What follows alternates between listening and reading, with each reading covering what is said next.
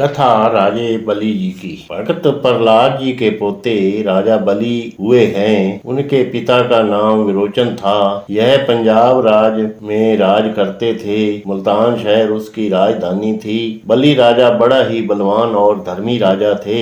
वे अपनी राजधानी में बहुत यज्ञ और दान किया करते थे, जिस कारण उसे अहंकार हो गया कि इस दुनिया में उस जैसा कोई राजा नहीं है। वह धर्मी, दानी और चक्रवर्ती राजा थे।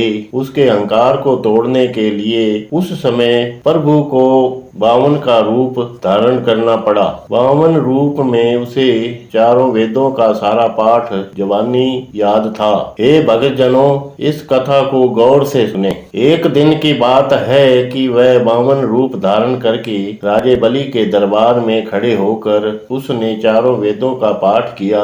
इतना देख कर राजे बलि ने उसे अंदर बुलाया कि एक छोटा सा बालक कितना विद्वान है। जो इतना विद्वान है वह राजे बलि के दरबार से खाली हाथ कैसे जा सकते हैं। उसने उसे अपने पास बुला लिया और कहा, हे स्वामी जी, आपकी जिस चीज की भी इच्छा है वह वस्तु मांग ले। आप जो भी वस्तु मांगेंगे आपको वही वस्तु मिलेगी। इसमें कोई फर्क नहीं आएगा। राजे बलि की इतनी बात सुनकर ब्राह्मण ने कहा, हे राजन, मैं बहुत गरीब ब्राह्मण हूँ। मेरे पास रहने के लिए अपनी कोई जगह नहीं है। अगर आप मुझ पर कृपा करते हैं तो आप मुझे 2.5 करम जगह यानी 1 करम में 5.5 फुट होते हैं अपने दरवाजे के सामने दे दें, ताकि मैं आपके दरवाजे के सामने बैठकर अपनी जिंदगी के बचे हुए दिन बिता सकूं।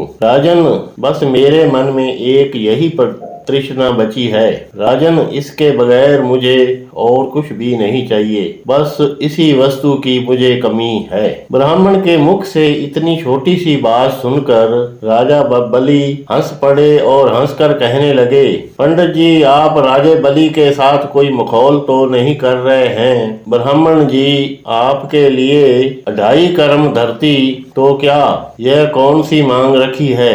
इस मांग को तो मेरे सैकड़ों सेवक भी पूरी कर देंगे। ब्राह्मण जी, अगर मैं चाहूँ तो आपके लिए एक बहुत बड़ा आश्रम बनाकर दे सकता हूँ। राजे बलि की बात सुनकर उसके दरबार में एक ब्राह्मण राज मंत्री थे। वह बहुत ही बुद्धिमान थे और दूरदर्शी थे।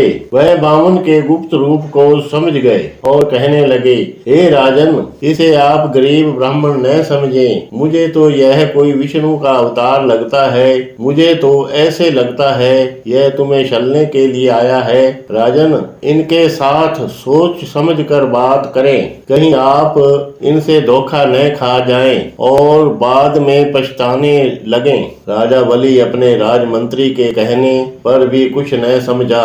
राजा बलि पूरा अहंकारी हो गया। एक बार जो प्राणी अहंकार में आ जाता है वह उसके बाद किसी की भी बात नहीं सुनता, क्योंकि उस समय उसकी बुद्धि भ्रष्ट हो चुकी होती है। इसलिए उसने अपने मंत्री जी की बात को अनसुना कर दिया। वह अपने आप में आकर कहने लगे, हे ब्राह्मण, जितनी भी धरती आपको चाहिए ले लो। जहाँ भी आपका मन करता है वहाँ से ले लो। मेरी तो आपकी इच्छा पूरी करने की है तो वे कर लो। राजे बलि की इतनी बात सुनकर वह महल से बाहर आ गए। उसने अपनी देह को बढ़ाना शुरू कर दिया।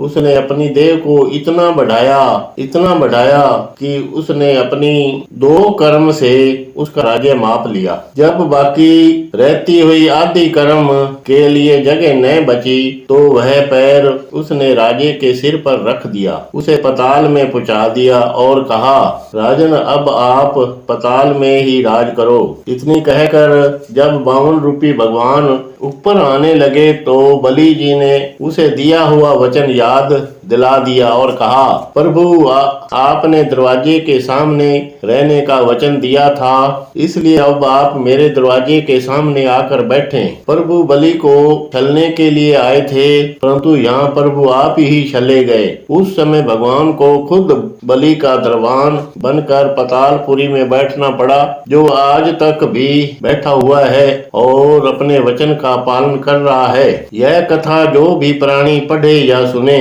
इस कथा से हमें यह शिक्षा मिलती है कि प्राणी को कभी अहंकार नहीं करना चाहिए। अहंकार इंसान को खत्म कर देता है और उसे किसी का भी नहीं छोड़ता। उस समय प्राणी किसी घाटे नफे की परवाह नहीं करता और अपना नाश कर लेता है।